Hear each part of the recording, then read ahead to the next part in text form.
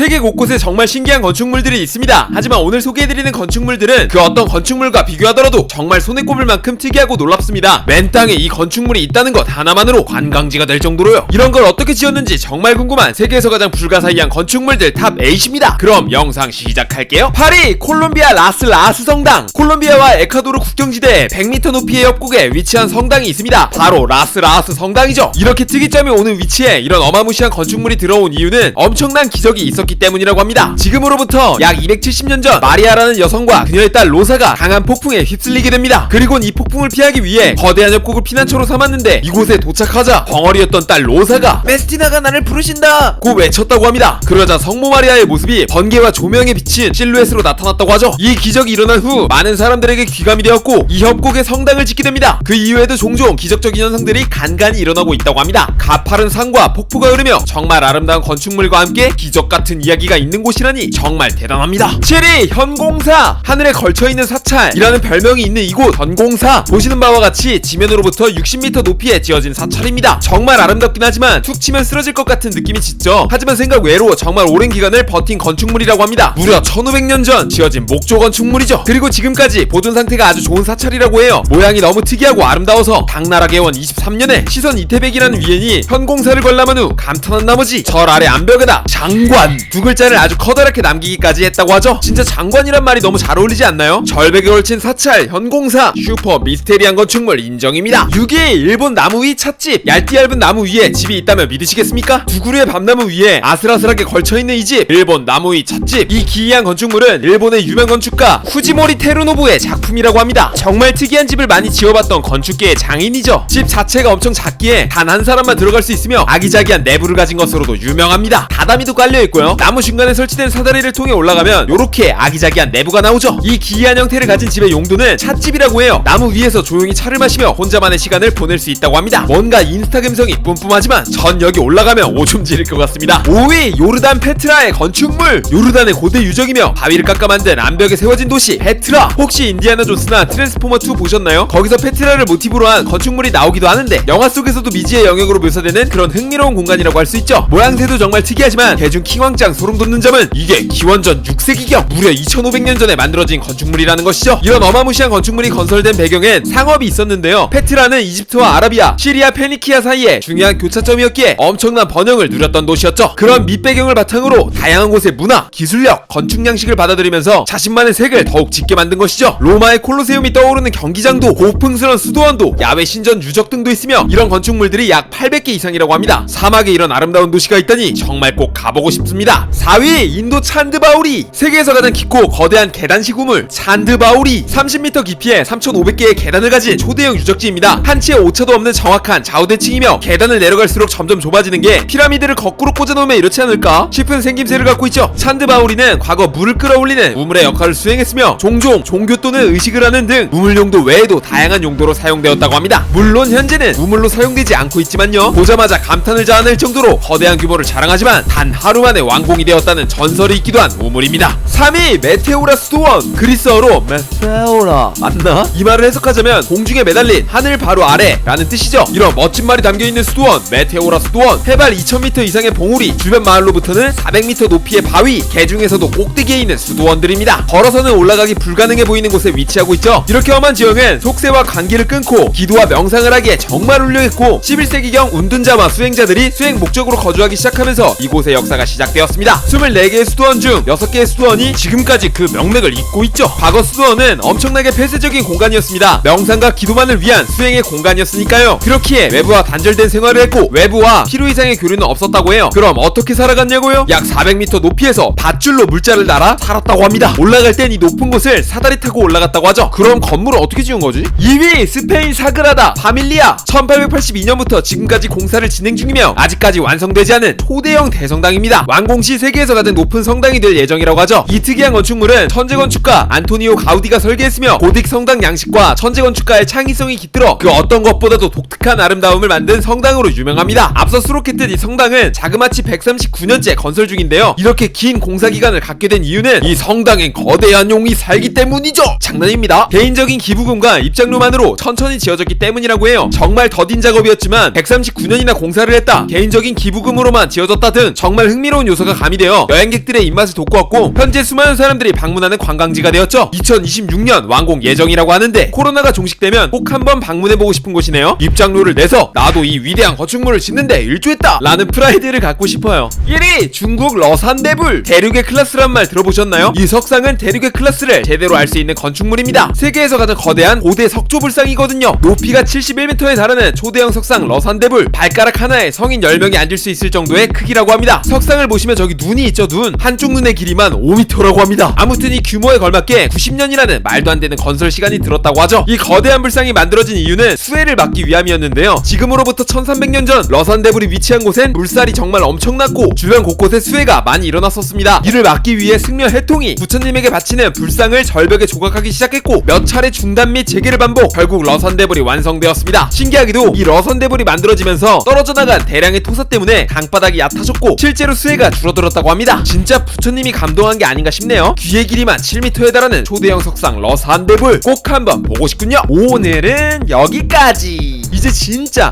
조금만 더 참으면 코로나가 끝날 것 같아요. 뭐 들리는 바로는 백신을 접종한 사람을 기준으로 여행용 비행기 일정도 조금씩 잡힐 예정이라고 하는데 빨리 코로나 사태가 끝나서 마음 놓고 해외여행 마음껏 할 수 있는 날이 왔으면 좋겠습니다. 오늘 소개해드린 건축물도 보고 싶고요. 이런 소원을 매우 많이 가진 저란 남자는 세계에서 가장 미스테리한 남자 차말람이었습니다. 오늘도 영상 봐주셔서 감사드리고 저는 더 재미있는 영상으로 찾아오겠습니다. 말천님들 정말 많이 사랑합니다. 뿅!